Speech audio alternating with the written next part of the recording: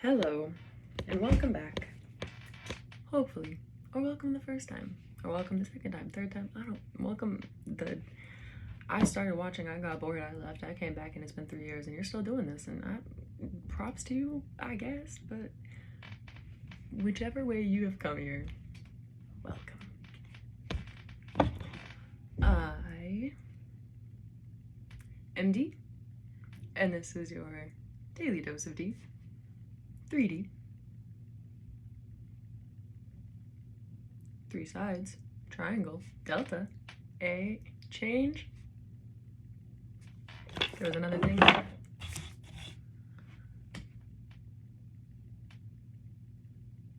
Nope, that was it. Something about at that point you are coming, it is the coming together. This is the nexus point of delta. My delta, shared delta, our delta, one delta. It is always in flux.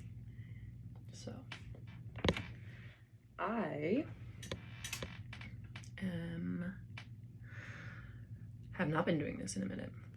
And truth be told, one of the videos that the one previously or before this, in which I'm going to be redoing some of the material, an entire video got deleted on accident before it had been saved. And my current mental health needed some extra time to process that. So I really didn't do anything for about a week, which is fine. And we're back. And my cat is playing with my shadow on the wall. I would show it to you, except for I am not going to risk moving this.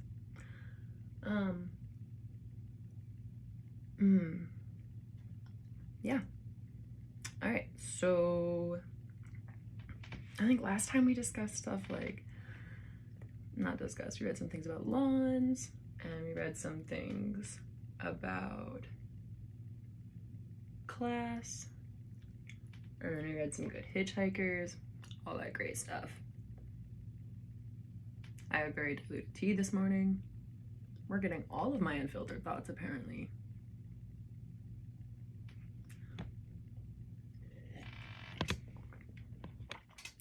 Anyways, welcome to your daily dose of D. My daily dose of D. My daily dose of D that I share with y'all. Because sharing is caring, folks. Sometimes we do things just cause.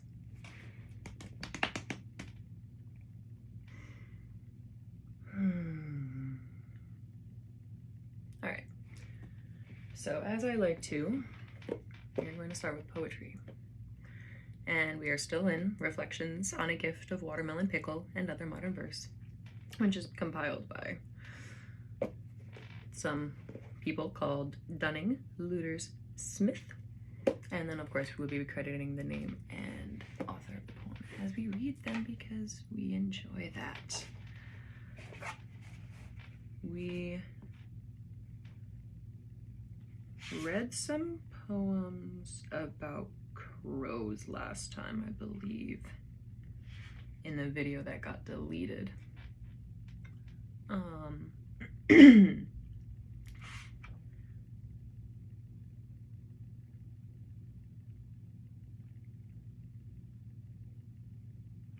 Yeah.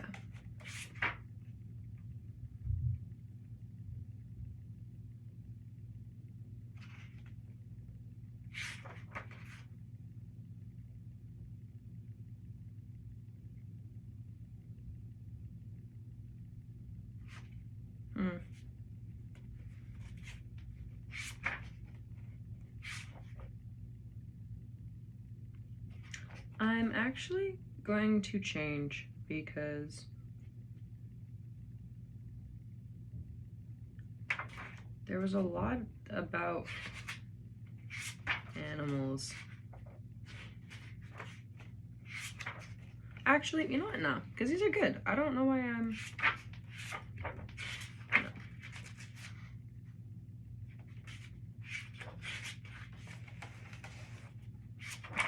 we're just gonna read these.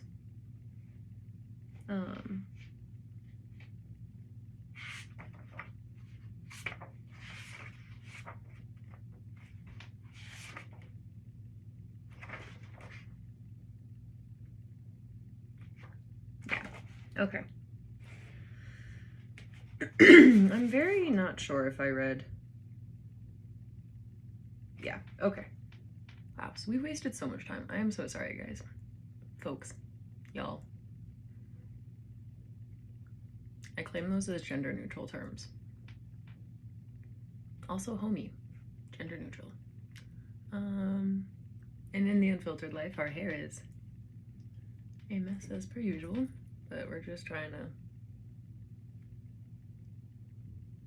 let it rock in this whatever it is. Always double check with your salons and your stylist and trust your gut. If you do not think that your stylist is actually listening to you and is only out to sell you a look they cannot deliver because it is a service that they cannot provide, but it is offered by their company, be wary. I ended up with multicolored cotton candy hair that I had to tone up myself afterwards, and they tried charging me so much money for it. I didn't even ask to get my hair colored. She suggested it. She said she was so great at it that she would really enjoy it. Showed me the exact color that I wanted, and I knew it was a challenging color, which is why I had been holding off for so long, because I wanted the right salon to be able to do it, because I knew it was a color that I probably couldn't achieve at home, because I've been doing my own hair for years. I've been bleaching my own hair for years. I've learned how to long-term care bleach my hair. I know certain colors are harder to achieve. I asked for permanent. Halfway through with it sitting on my head, she tells me it's demi. What the fuck? Anyways, I should have trusted my gut when it was on my head. And I realized that she had not, one, listened to me, and two, that she probably was not able to do what she was doing, as she had put the product in my hair very just haphazardly because it was short, so she like didn't bother sectioning it, she didn't bother doing anything with it. She just threw it in there, and I was like, okay, even my DIY at-home kit self knows that you can't do that and have an even tone and have an even color. And I should have trusted my gut, and I should have rooted myself in my power and been like, please rinse this out of my hair. I am not paying for this. We are not completing this, and I do not feel comfortable receiving this service. But instead, I leaned into my anxiety, and I leaned into my fear, and I practiced old coping mechanisms, and I let her finish. And every time she asked if I liked it, I nodded, and I smiled, even under a mask. And when she rinsed it out, and I had a huge blonde patch and a huge fuchsia patch, and then parts of it that were the right color they were supposed to be, I still tipped her $40 at the end of that. Fuck the amount, it doesn't matter. I still tipped her at the end when I paid, because I let my guilt in capitalism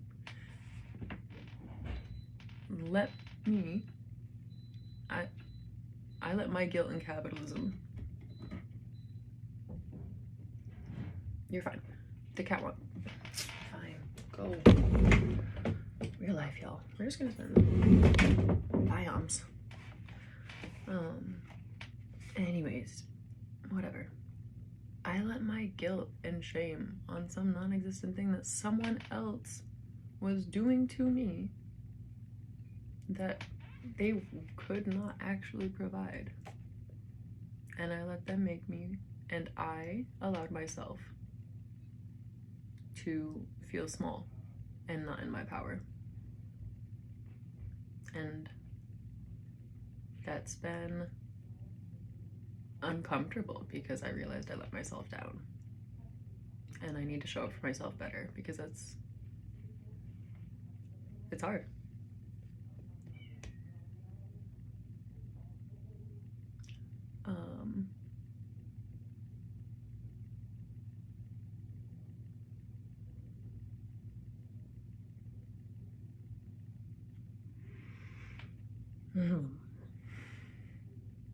Anyways, it's not terrible right now. I've done a lot of like rinsing on it, and I've got most of it evened out because thank God it was fucking Demi though, low key, because she couldn't do it. I'm so glad she didn't use permanent.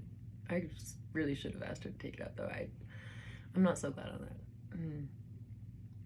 I am glad that I know how to course correct this now, and that I trust myself to do what I can now with the situation, and that is best for me. Anyways, it's not terrible. The cut is honestly mostly what I wanted, but the way that it got colored, I don't know. It's been slitting weird. Welcome to the stupid things in life that don't actually matter, but we think about way too much. But they do matter. Sorry, I mean, like, when I say they don't actually matter, I mean on like, this isn't a news site that's like ranking important things, because there are a lot of other things that are actual like grievances happening, and this is an inconvenience, not a grievance. And it is something that I can like, I need to work on in myself, but it's not part of my external work, it's part of my internal work. So I guess I'm just sharing. I'm not entirely looking for sympathy, right? I'm just like sharing a very human moment that I experienced. Because we all do things like little things like this all day long. We are constantly practicing trusting and caring for ourselves or not, or doing parts of it and leaving out other parts of it, and in between, and figuring it out as we go. And I own a cat who likes to go inside and outside, inside and outside, and inside and outside, and I like to keep the door closed when I'm recording because it keeps the room more soundproof, and then you get better sound quality. Better sound quality. Hi, y'all. I'm a product of the American education system. Yes, I am. Also, grammar is also a facade and a tool for oppression. But also fun facts. Anyways, I'm gonna stop rambling now that it's been a solid little, I mean, this is your daily dose of D, but I also want this to be a daily dose of me sharing how I learn and what I learn with you. So that needs to actually include as well, not just me ranting about my hair. All right.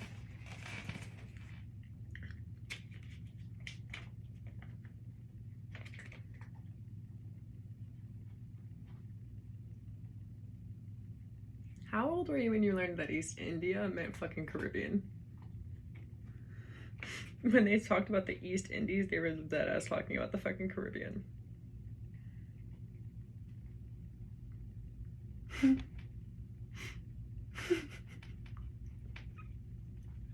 People say history's not racist. Like, we're not racist.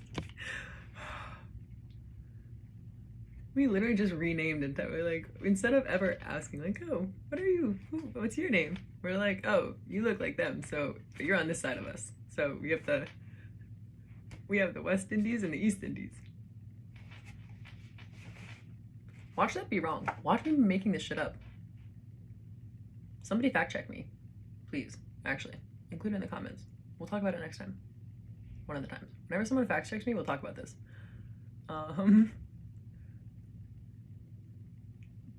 I could be dead ass wrong in my shit. Now I gotta know.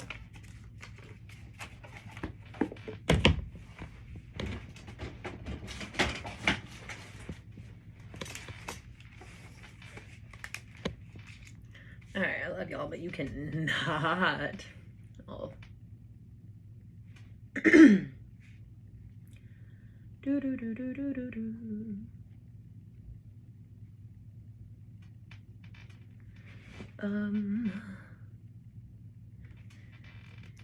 East Indies,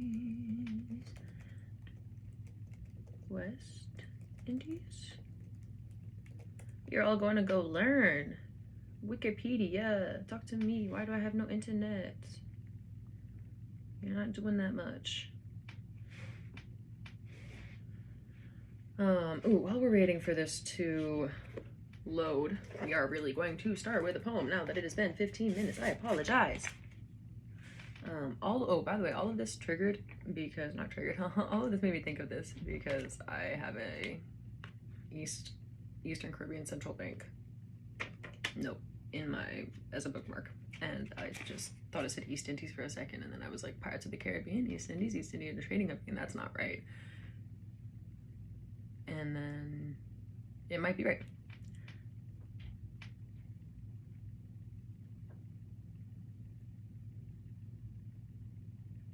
Yeah, it's awesome. So we have 2 Wikipedia things. We're gonna read the poem first. Wow, my brain is everywhere.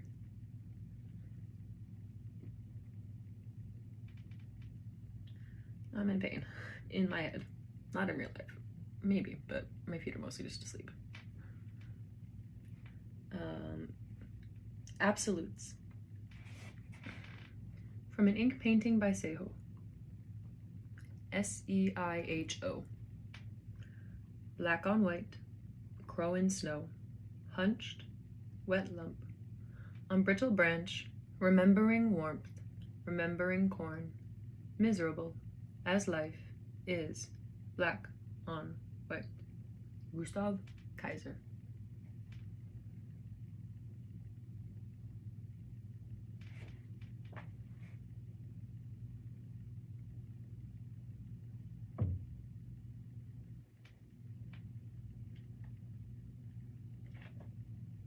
I find these so interesting. Maybe we'll have to I gotta find another one. Anyways, so here we go.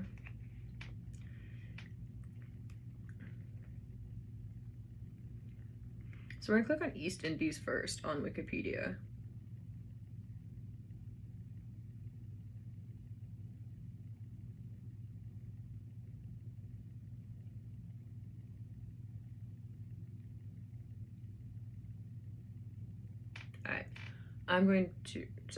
There is a donation thing on Wikipedia, as they do once a year, because they are free, and that is great. Access to information is a right. Fucking capitalism is crazy. Alright. So the East Indies, or simply the Indies, is a term used in historical narratives of the Age of Discovery. The Indies refers to various lands in the East or the Eastern Hemisphere, particularly the islands and coastlines found in and around the Indian Ocean by Portuguese explorers after the Cape Route was discovered. As the name suggests, east of the Indian subcontinent, most particularly maritime Southeast Asia and parts of East Asia. In a more strict sense, the Indies were used from a European perspective to refer to the islands of Southeast Asia, the Malay archipelago, that today comprise Malaysia, the Indonesian archipelago, and the Philippine archipelago. Archipelago? Okay. So I was incorrect. East Indies really isn't Indian Ocean.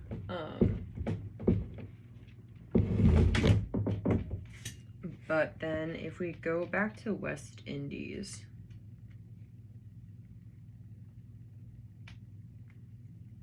which is the part that I found interesting. It says the West Indies are a sub-region of North America surrounded by the North Atlantic Ocean and the Caribbean Sea that includes 13 independent island countries and 18 dependencies and other territories in 3 major archipelagos. There's Greater Antilles, the Lesser Antilles, the Greater Antilles,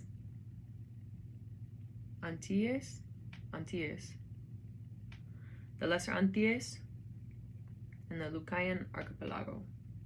Again, anybody, please pronunciation check me.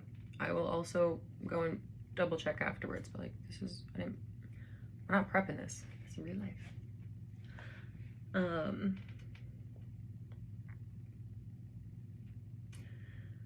Anyways, obviously, this is a very general thing.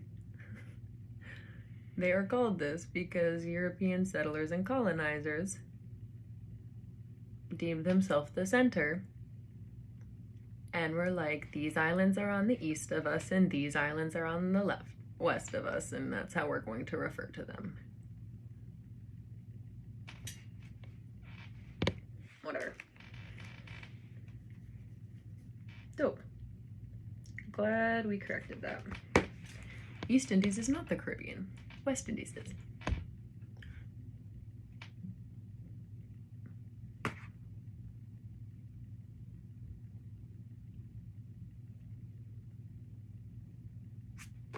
Learning new stuff. Reaffirming stuff you already knew. Relearning information that has been disseminated poorly. Relearning bad information.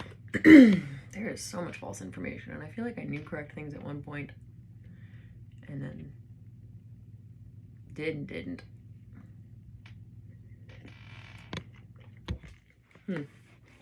All right. So we are going to start with A People's Guide to Capitalism, an introduction to Marxist economics by Hadas Thier.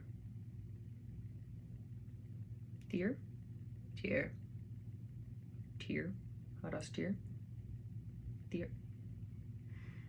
I am going to start looking up name pronunciations before I start this because it is not fair that I am mispronouncing people's names, and I apologize. Mispronouncing a character's name in a book is fine. Mispronouncing someone's name that I am reading for the first time while I practice is okay. These are people whose works I am selecting to teach myself with. I need to know how to pronounce their names the way that they pronounce them. It's important.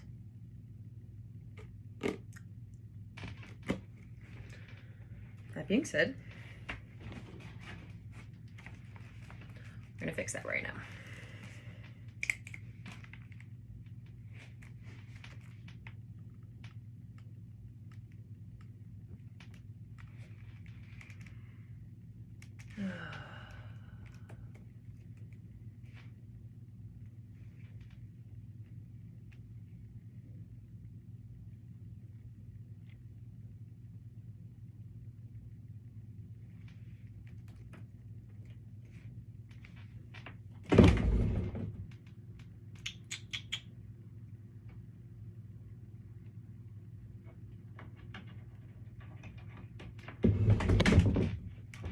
Alright, maybe not just like actually look it up.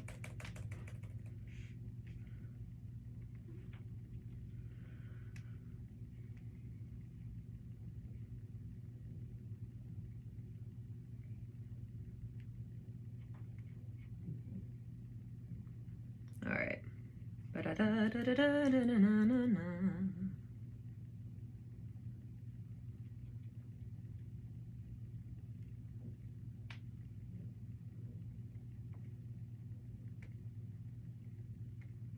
I'm trying to see if there's like a video that I can see.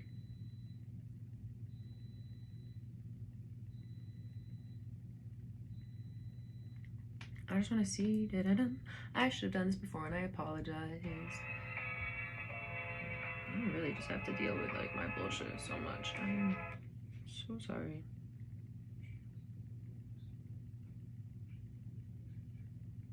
David Harvey on lecture that was given there for almost 40 years, I think, on Capital. My name's Neil Smith. I teach in anthropology and geography at the City University of New York. David's been a colleague of mine since he came here. Before that, a long time before that, more than 30 years. As a great way of getting to the culture of Jacobin Magazine, and I'm the occasional host of these Jacobin Talks, which we've been having on Mondays, Wednesdays, and Fridays around 6 p.m. Eastern. And we've also been broadcasting weekends with Anna Kasparian, Nando Vila, with a show. We're going to have some Jacobin favorites, say a few things about what's been going on in New York. She's Jacobin Circulation Manager, and she's the author of A People's Guide to Capitalism, An Introduction to Marxist Economics, which just came out from Haymarket Books. And I actually read Hadas's book early. I blurbed it. I at first was a little bit nervous about blurbing it because Hadas's. I really didn't feel like reading a book of economics. Hadas. And I tend to actually read from cover to cover books when I blurb them, not out of that content is going to be available for free. So today, I'm pleased to be joined by Hadas Thier. Hadas is Thier. an activist and a longtime social. There we go. Hadas Thier. I apologize. Hadas Thier. This is a wonderfully written work and extremely intelligent. And I am so sorry for disrespecting you by mispronouncing your name. And not trying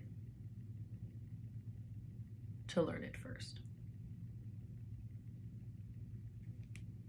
That being said, I will also then butcher so many words that I pronounce and so many characters' names, and we will always course correct it, and we will prepare better. We will simply prepare better. Okay, alright, there we go. Here we go. I am not going to reread the part that I read last time because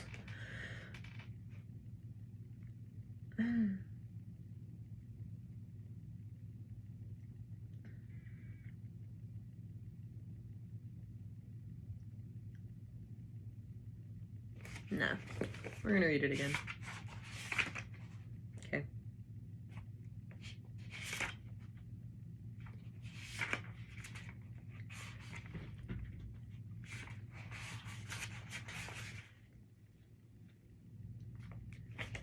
Introduction. The world is being ravaged by a coronavirus pandemic as this book goes to print. The virus first reared its head at the end of 2019, and by now, April 2020, the known number of COVID-19 cases worldwide have surpassed 1 million, leaving over 100,000 dead, with estimates that the virus will claim still hundreds of thousands of lives, if not more. Yet it has become painfully and tragically clear that it is not merely a virus claiming lives. We are also being assailed by a society that has no problem marshalling bombs and fighter jets, but that will not assemble enough ventilators and masks to battle the pandemic. We live in a society in which decades of budget cuts have made a run on overwhelmed hospitals inevitable, of which has set countries and states bidding against one another for ventilators on the free market, rather than devise centralized plans for their production and distribution. Governments' responses have been uneven across the globe. In countries where authorities responded early on with widespread testing, the transmission of the disease was slowed, as cases were identified, isolated, and quarantined. While the United States, the epicenter of global capitalism, has become also the epicenter of the pandemic. At the first sign of coronavirus-related stock market trouble, the richest country in the world quickly mobilized trillions of dollars to prop up financial capital. But the government did nothing to make testing widely available. We thus faced the obscene reality of hearing about countless celebrities' test results while most health case workers on the front line battled the pandemic without access to testing. In Brooklyn, New York, where I live, 68-year-old Teresa Lococo, a pediatric nurse of 48 years, contracted COVID-19 on the job and died within days. Her son Anthony was asked by the New York Post whether widespread testing could have prevented his mom's death. He answered, "I don't even want to hear that, because it would make me feel like someone murdered my mom." The combination of ineptitude and malice has absolutely had murderous consequences, but the roots of the crisis are deeper still. The tragedy is immediate, real, epic, and unfolding before our eyes, wrote Indian novelist Arundhati Roy. But it isn't new. It is the wreckage of a train that has been careening down the track for years. The unthinkable scale of the tragedy is the result of a capitalist perfect storm.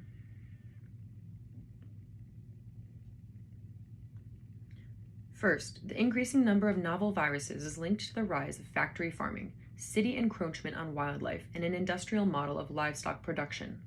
Second, budget cuts and a systematic undermining of healthcare systems across the world at varying levels of crisis have left countries incapable of handling a public health emergency. Finally, as coronavirus rips through our communities, the dark reality of class inequality is laid bare. Who will be most vulnerable to infection? Who will receive treatment? And who will be left to die? Millions of frontline workers, from nurses to grocery clerks to delivery persons to the homeless, largely unprotected and unable to stay home, will bear the brunt of the death toll. All this is to say nothing of the All of this is to say nothing of the unprecedented economic crisis that we are plummeting toward. Before the ashes of the healthcare crisis even clear, we can see beneath them a decimated economy. Again, working people are paying for this.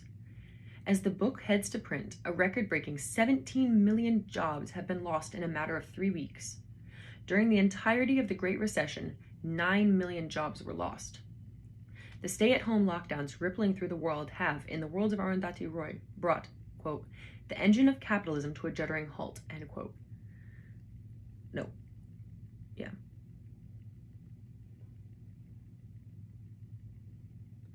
With workers at home, production stands still and supply chains are broken. Mass layoffs ensue and millions of unemployed and underemployed workers debilitate demand. As I frantically set upon rewriting the introduction and adding the afterword to reflect the new reality of a coronavirus-infected world, 2 things were clear. One is that an understanding of the way that capitalism works, who it serves, and why is urgently needed. My hope is that this book makes a timely contribution to those discussions. 2 is that at this moment, as the book goes to print, it is impossible to predict how all of this will play out. The biology and evolution of the virus is uncertain, and the scale of the economic crisis is literally unprecedented. In the afterword, I attempt to sketch out a few thoughts on the economic ramifications of the pandemic without the pretense of predictions. The coronavirus pandemic has accelerated economic and social processes that have been unfolding over the decades since the Great Recession of 2007 to 2009, the longest and deepest crisis in the United States since the Great Depression. The distinction will, of course, be eclipsed by the current crisis, but the devastation wrought by the Great Recession was significant in its own right. And along with the weak and joyless recovery that followed, it fueled new heights of economic polarization. The Federal Reserve reported that in 2019, the country's top 1% controlled a record high 33% of the wealth, while the bottom 90% of the adult population shared 30% of the wealth. See figure, there's a graph in here. Even more shocking, the bottom half of the population have had to divvy up 1% of the nation's wealth among us. The bottom half of the bottom 50% of the population have had to divvy up 1% of the nation's wealth among us. Stepping back to look at the last 3 decades, the trajectory is even more dramatic. These conditions have fueled an age of global mass protests. A 2020 report from the Center for Strategic and International Studies found that mass protests have increased by 11.5% per year worldwide on average since 2009. From the Arab Spring to Occupy Wall Street in the United States to the Indignados occupations in Spain to strike waves in China to pro-democracy protests in Hong Kong and Iran. As the report noted, even when accounting for population growth, the relative number of demonstrators over the past 3 years is likely higher than participation in either the anti-Vietnam War movement or the civil rights movement. The need for isolation and distancing may temporarily put a pause on mass gatherings, but the circumstances that fed them, economic inequalities, planetary crisis, and disgust with political corruption, will openly deepen in the years ahead. Ideological shifts have been as dramatic as the protests on the streets. Even before the pandemic struck, polls consistently showed that the majority of millennials reject capitalism, and in some cases specifically prefer socialism. In the US, where the two-party system has a vice-like grip on the electoral process, Bernie Sanders, a self-proclaimed socialist, won the support of tens of millions of primary voters in 2016 who, quote, felt the burn, end quote, of his anti-corporate political revolution. By the 2020 election, the previously fringe candidate became a frontrunner in the national elections and had fundamentally shifted the national discussion on every major issue, from healthcare and climate change to racial justice and class inequality. Unfortunately, opposition to the rotten status quo has also fed right-wing ideas and movements, from the election of Trump in the US and neo-fascist Jair Bolsonaro in Brazil, to counter-revolution in Egypt, to the rise of racism and xenophobia in Europe and Latin America, and more. Finally, we have to contend with the precipice of planetary destruction that corporate America has driven us to. We are living through the stormiest of political times in generations, and these times are in equal parts exhilarating and terrifying. We need a radical theory to address the questions that millions have asked in recent years. Why are resources so easily marshaled for war, yet so impossible to rally towards stopping a pandemic from tearing through our communities? Why do profits always trump human lives and ecological sustainability? How can there be a housing glut when millions are homeless? Why do 45,000 people a year die, even pre-coronavirus, in the United States, the richest country in the world, from causes linked to lack of health insurance? How could hunger be the leading cause of death among young children around the world, while current global food production supplies enough to feed more than 1.5 times the world's population? Why does money flow to oil, nuclear weapons, and junk food, rather than to fulfill human needs for healthcare and education? Is this rotten system the best we can do? If these questions are even raised in mainstream discussion at all, they are presented as unrelated issues. Contrary to what we are taught, the economic system of capitalism is intimately connected to society's greatest political challenges of war, health and healthcare, climate change, and oppression. Millennials turn toward investigating anti-capitalist theories and ideas, which are no longer tainted with the false socialisms of the totalitarian states of the past. Karl Marx, an economist, political theorist, philosopher, and above all, revolutionist, developed a profoundly radical analysis of capitalism. Having written 150 years ago, he could not be expected to fully predict the ways the system would unfold. Nevertheless, as Jacobin editor Bakar Sankara wrote, the core of the system, as he described, is little changed. Capitalism is crisis-prone, is built on domination and exploitation, and for all its micro-rationality has produced irritationalities in the form of social and environmental destruction. Marxist economic theory and political method of analysis are critical tools for activists today. Marxism is a means to understand and dismantle the world of the 1%, a world that exploits, disenfranchises, oppresses, and dispossesses the many for the sake of the few. A world that may not make it to the next century with our planet and our humanity intact. I wrote this book for those of us who are attempting to make sense of the world in order to change it. 20 years ago, when I first picked up a book on economics, I made it about 2 pages in before I broke down in tears, feeling hopeless that I could ever understand economics. The capitalist system in general, and economics in particular, are purposefully mystified. Analyzing how capitalism works is left to the experts. And if things look a little askew to you, well, that must be because you don't know any better. This is doubly and triply so for working class people, women, people of color, and other oppressed constituencies, who are daily barraged with the message that we cannot hope to comprehend complex systems and ideas, let alone hope to impact them. And so, not long after I had my big cry, I decided that I would figure this thing out. Even the study of Marxist economics, whose purpose is the demystification of the system, is still mostly dominated by men. So I broke open the pages of Capital, Marx's seminal work on economics, and discussed it and rediscussed it and discussed it some more with fellow comrades until the world started to come into focus. With the benefit of this experience, my hope is that this book will draw Marx's critical ideas into the reach of broader and more diverse audiences and direct readers toward further investigations of Marxist economics. I also hope that it makes the way the world works a bit clearer, and that it only makes you cry tears of joy at better understanding the world. This book aims to follow the content and arc of Marx's Capital. Capital's 3 volumes were written to provide a theoretical arsenal to a workers' movement for the revolutionary overthrow of the system, and to do so on the most scientific foundation possible.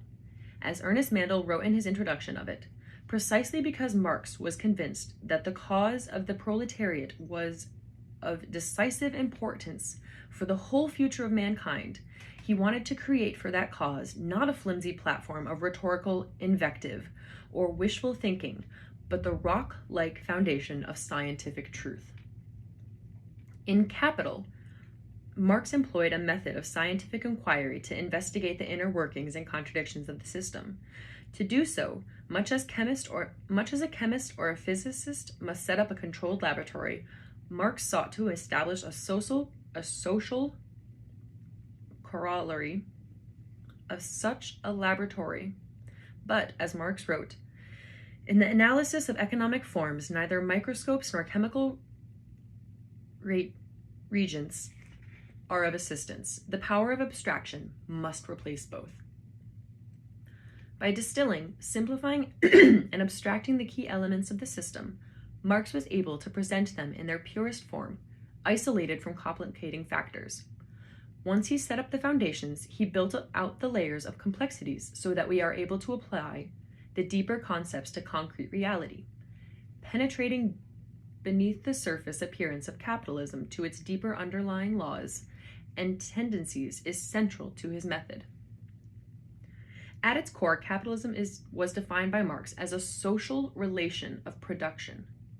He meant that profits are not the result of good accounting or the inventive ideas of the super rich, but are instead the outcome of an exploitative relationship between 2 classes of people, bosses and workers.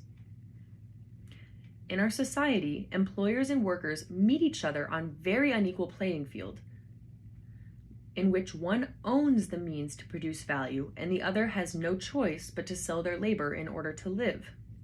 No matter how essential we discover workers to be, the bosses are the ones that make sometimes life or death decisions at workplaces, and at the end of the day, take home the profits.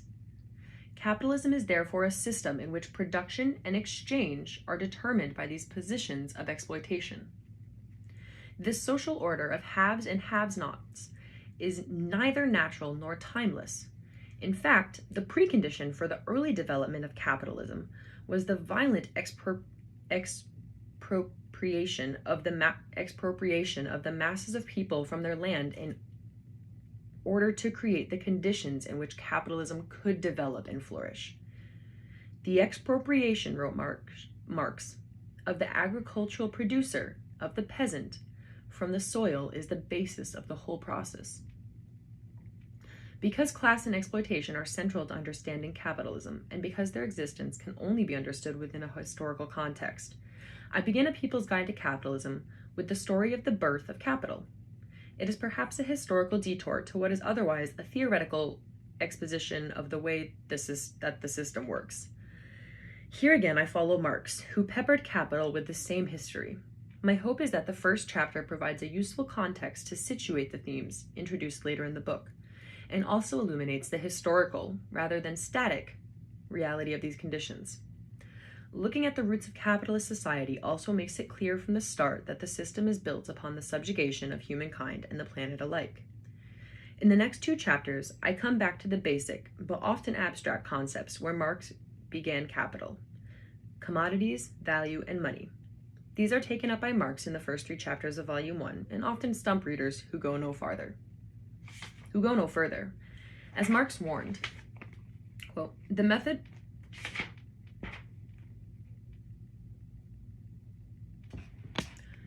The method of analysis which I have employed, and which had not previously been applied to economic subjects, makes the reading of the first chapters rather arduous.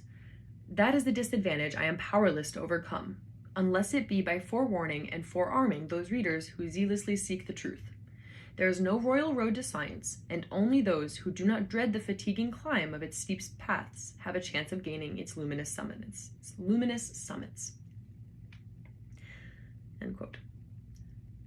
I do my best to offer enough concrete examples and jargon-free descriptions to clarify the points, which will help you keep climbing with minimal huffing and puffing.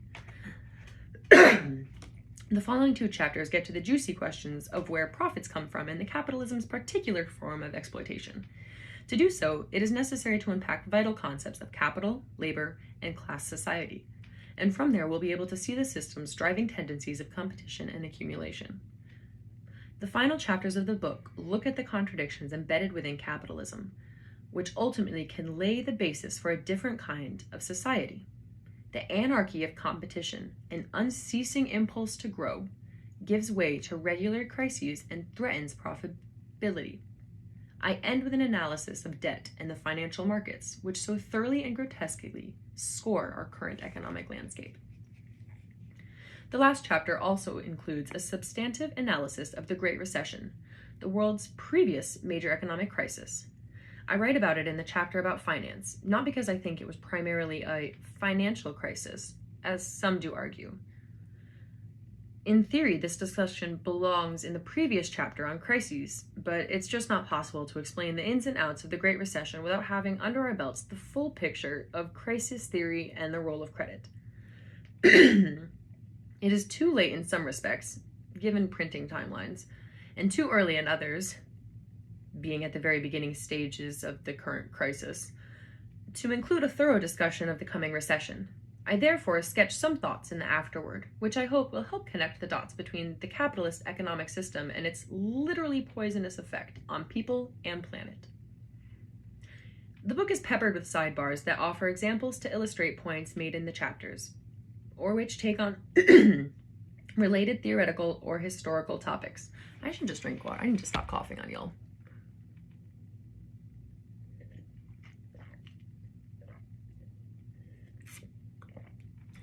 Apologies.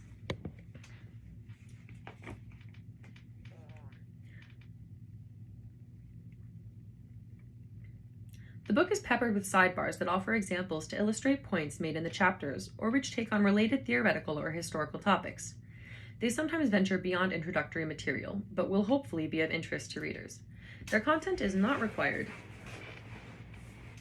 to understand the rest of the chapter's threads. It is up to each reader to decide whether you want to read them in the order that they're placed in the chapters, skip them and come back when you finish the chapter, or pick and choose as you go. There are also a couple of stylistic issues that I should note. First, I quote Marx's Capital a lot, and to a lesser degree some of his other central works. I do this not to overwhelm, but in the hopes that it will make it easier for you to plunge into reading Marx yourself. I use the Penguin version, which I find clearest, but I took the liberty to replace British spellings with American ones. She talks about the removal of the letter U in labor. Not as a slight to the British, but because being situated in the US myself, this book's audience is primarily here. Many of my examples are similarly situated in the place I live and know best, though capitalism and its impacts are, of course, global. I also use he or she in examples similarly for the sake of simplicity, rather than writing out he or she or there. By and large, I refer to capitalists as he and everyone else as she.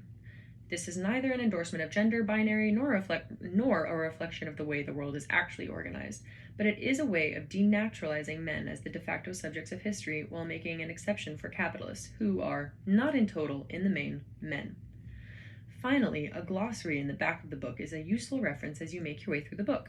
The terms included in the glossary are also set in small capitals and defined within the body of the chapters. Lastly, every good book should begin with a disclaimer. So for good measure, I'll throw in 2. The first is this. This is a book about the way the economy works. The machinations of the economy are inseparable from oppression, imperialism, and the destruction of the environment. Only conventional analysts see economics as numbers. Marxists understand economics as being fundamentally about humans and our lives on this planet. However, each of these matters and their relationship to capital need their own book, many books in fact, and sadly, this short introduction cannot do justice to any of them. My hope is to at least paint enough of an outline to make it clear that the one cannot be understood apart from the other. The second disclaimer is that Marxism is not a simple blueprint, with obvious rights and wrongs. Instead, it is a living, breathing theory applied to social relations, which themselves are always in motion. There are, in fact, a great number of debates between Marxists about probably every topic covered in this book. I have, of course, represented my own understanding of how to best apply Marx's ideas. In a few instances, I have highlighted where there are particularly contentious debates among Marxists, about the birth of capitalism, about crisis theory, about the role of finance capital today.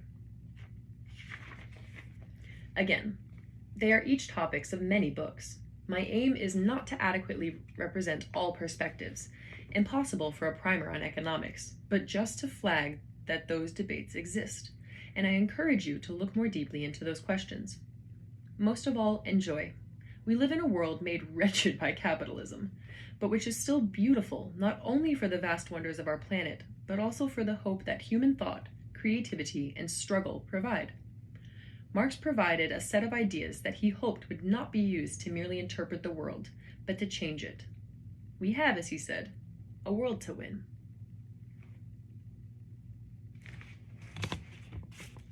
Oh, all right.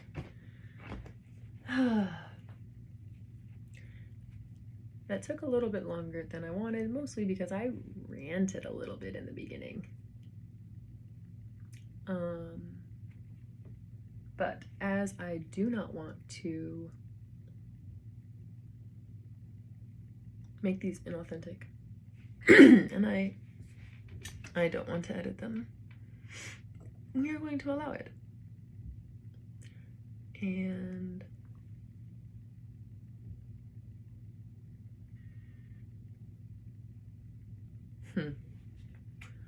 trying to think. I had 3 other things that I wanted to read, and it's been a little bit of time, and I would like to finish in the next 10 to 20 minutes, which means I should really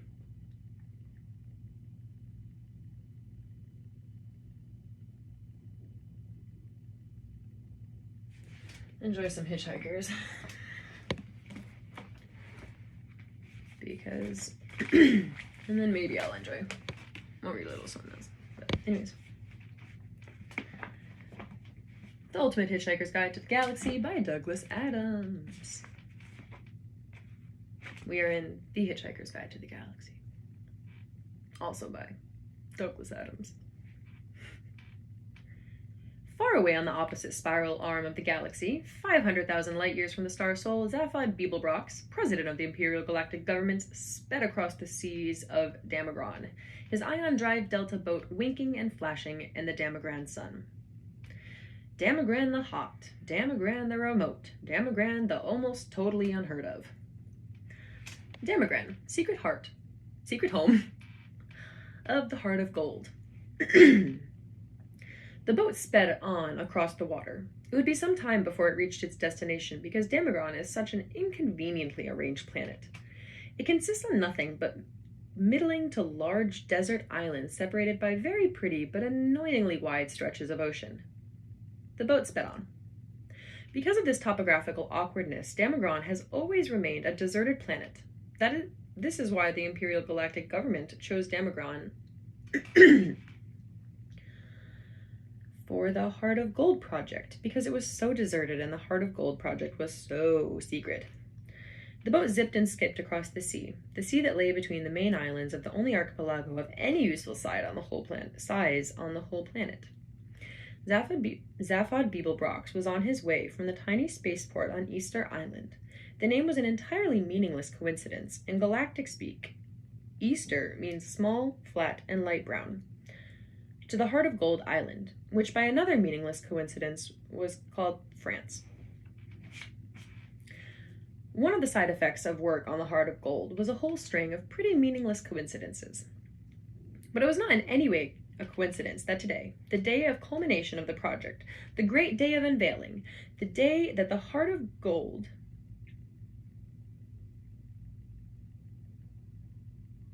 was finally to be introduced to a marveling galaxy, was also a great day of culmination for Zaphod Beeblebrox. It was for the sake of this day that he had first decided to run for the presidency, a decision that had sent shockwaves of astonishment through the imperial galaxy. Zaphod Beeblebrox? President? Not the Zaphod Beeblebrox, not the president.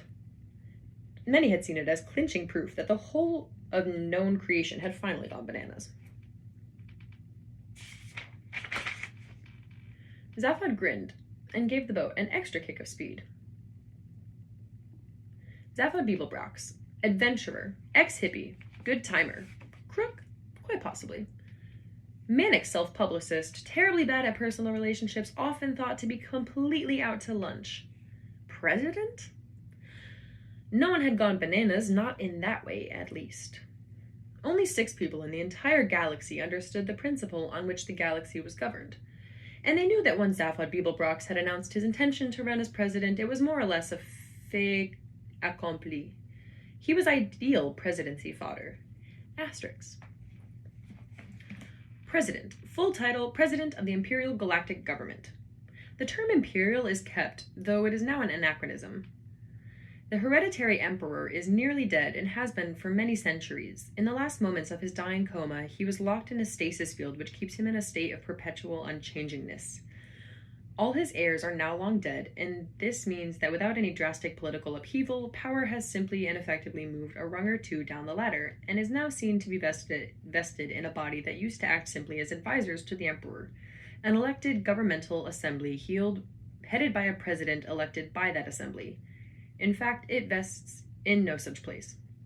The president in particular is very much a figurehead. He wields no real power whatsoever. He is apparently chosen by the government, but the qualities he is required to display are not those of leadership, but those of finely judged outrage. For this reason, the president is always a controversial choice, always an infuriating but fascinating character. His job is not to wield power, but to draw attention away from it. On those criteria, Zaphod Beeblebrox is one of the most successful presidents the galaxy has ever had. He has already spent 2 of his 10 presidential years in prison for fraud. Very, very few people realize that the president and the government have virtually no power at all. And of these few people, only 6 know whence ultimate power, political power, is wielded. Most of the others secretly believe that the ultimate decision-making process is handled by a computer. They couldn't be more wrong. End asterisk. What they completely failed to understand was why Zaphod was doing it. He banked sharply, shooting a wild wall of water at the sun. Today was the day. Today was the day when they would realize what Zaphod had been up to. Today was what Zaphod Beeblebrox's presidency was all about. Today was also his 200th birthday, but that was just another meaningless coincidence. As he skipped his boat across the seas of Damagron, he smiled quietly to himself about what a wonderful, exciting day it was going to be. He relaxed and spread his 2 arms lazily along the seat back. He steered with an extra arm he'd recently had fitted just beneath his right one to help improve his ski boxing. Hey, he cooed to himself, you're a real cool boy, you. But his nerves sang a song shriller than a dog whistle. The island of France was about 20 miles long, 5 miles across the middle, sandy and crescent-shaped. In fact, it seemed to exist not so much as an island in its own right as simply a means of defining the sweep and curve of a huge bay. This impression was heightened by the fact that the inner coastline of the crescent consisted almost entirely of steep cliffs. From the top of the cliff, the land sloped slowly down 5 miles to the opposite shore. On top of the cliffs stood a reception committee. It consisted in large part of the engineers and researchers who had built the Heart of Gold, mostly humanoid, but here and there were a few reptiloid automaneers, 2 or 3 green sylph-like megalacticians, an octopodic sisuxuralist or 2, and a hulavu. A hulavu is a super-intelligent shade of the color blue. All except the hulavu were resplendent in their multicolored ceremonial lab coats. The hulavu had been temporarily refracted into a freestanding prism for the occasion. There was a mood of immense excitement thrilling through all of them. Together and between them, they had gone to and beyond the furthest limits of physical laws, restructured the fundamental fabric of matter, strained, twisted, and broken the laws of possibility and impossibility. But still the greatest excitement of all seemed to be to meet a man with an orange sash round his neck. An orange sash was what the president of the galaxy traditionally wore. It might not have made much difference to them if they'd known exactly how much power the president of the galaxy actually wielded. None at all. Only 6 people in the galaxy knew that the job of the galactic president was not to wield power, but to attract attention away from it. Zaphod Beeblebrox was amazingly good at his job. The crowd gasped, dazzled by sun and seamanship, as the presidential speedboat zipped round the headland into the bay. It flashed and shone as it came skating over the sea in wide skidding turns. In fact, it didn't need to touch the water at all, because it was supported on a hazy cushion of ionized atoms. But just for effect, it was fitted with thin fin blades which could be lowered into the water. They slashed shears of water hissing into the air, carving deep gashes in the sea which swayed crazily and shrank back foaming in the boat's wake as it careered across the bay. Zaphod loved the effect. It was what he was best at. He twisted the wheel sharply. The boat skidded round in a wild scything skid beneath the cliff face and dropped to rest lightly on the rocking waves. Within seconds, he ran out onto the deck and waved and grinned at over 3 billion people. The 3 billion people weren't actually there, but they watched his every gesture through the eyes of a small robot tri-D camera, which hovered obsequiously in the air nearby. The antics of the president were always made amazingly popular tri-D. That's what they were for. He grinned again. 3,006 people didn't know it, but today would be a bigger antic than anyone had bargained for. The robot camera honed in for a close-up on the more popular of his 2 heads, and he waved again. He was roughly humanoid in appearance, except for the extra head and third arm. His fair tousled hair stuck out in random directions, his blue eyes glinted with something completely unidentifiable, and his chins were almost always unshaven. A 20-foot-high transparent globe floated next to his boat, rolling and bobbing, glistening in the brilliant sun. Inside it floated a wide, semicircular sofa upholstered in glorious red leather. The more the globe bobbed and rolled, the more the sofa stayed perfectly still, steady as an upholstered rock. Again, all done for effect as much as anything.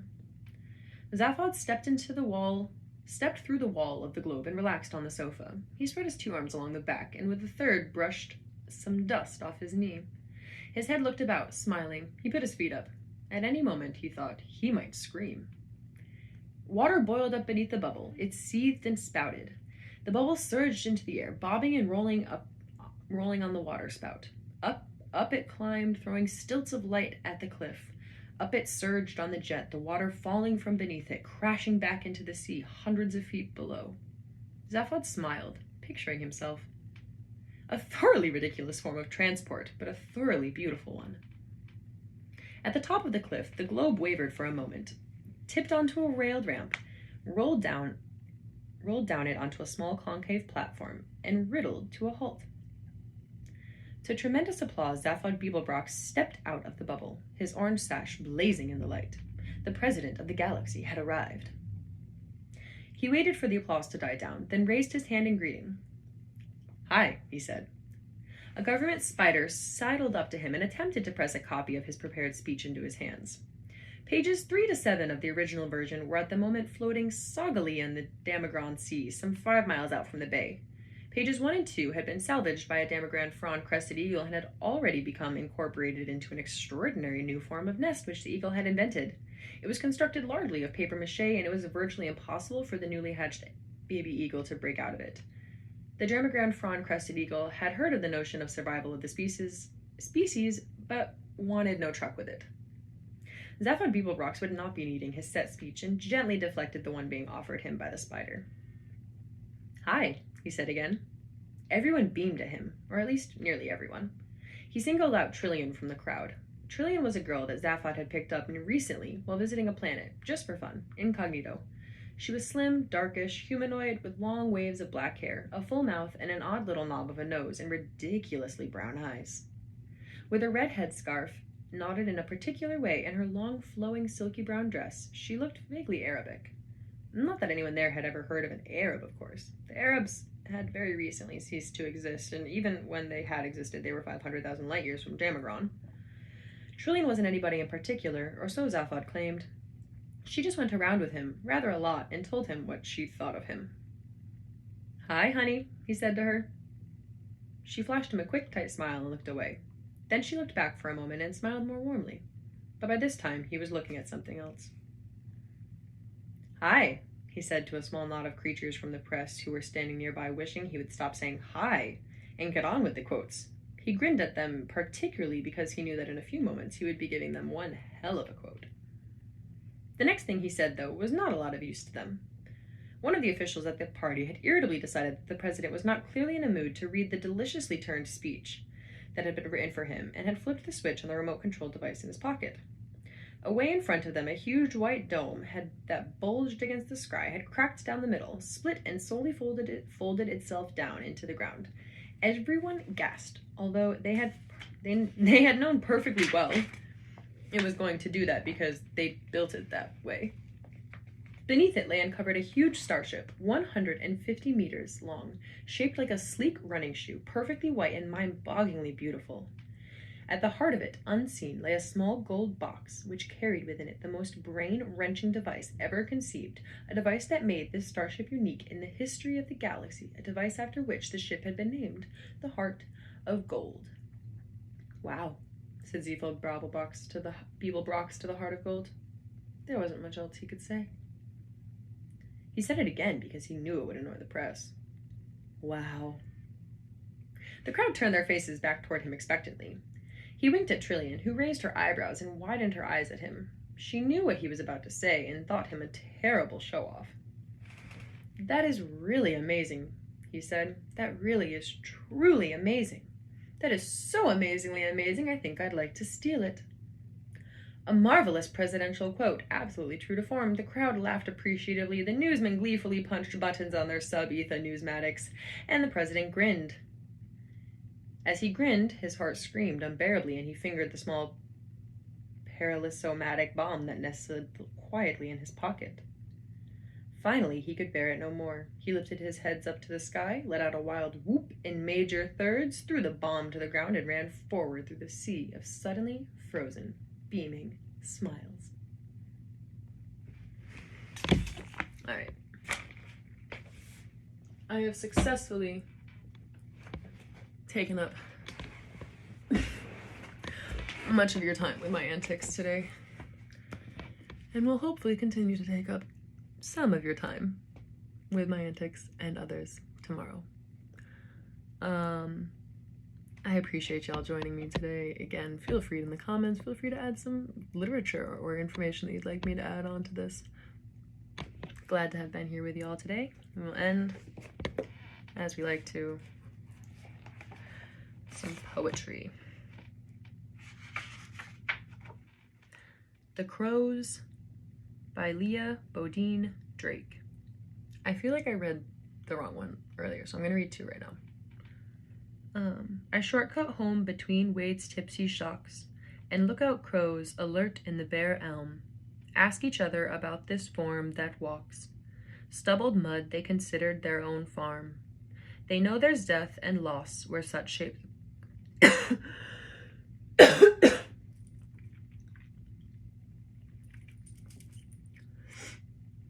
where such shapes go. They know, ooh, I sound terrible. It's not COVID. I just, my throat gets dry in the winter because I run a heater and it makes the air dry, and I'm sensitive. All right. They know there's death and loss where such shapes go. I have no gun. I even feel akin to these rude, lively birds, but to a crow, kinship means crow, and I'm not of his clan. Off they flap to the wood with a hoarse curse, and though the landscape's grayer with them gone, I'm glad they're skeptics, Someday, someone else trudging these ruts may raise a sudden gun. Distrust me, crow. The not as crow, the other. Croak, damn your eyes, and call no man your brother. Crows by David Mccord. I like to walk and hear the black crows talk. I like to lie and watch crows sail the sky. I like the crow that wants the wind to blow. I like the one that thinks the wind is fun. I like to see crows spilling from a tree and try to find the top crow left behind. I like to hear crows call that spring is near. I like the great wild clamor of crow hate. 3 farms away, when owls are out by day, I like the slow, tired homeward flying crow. I like the sight of crows for my good night.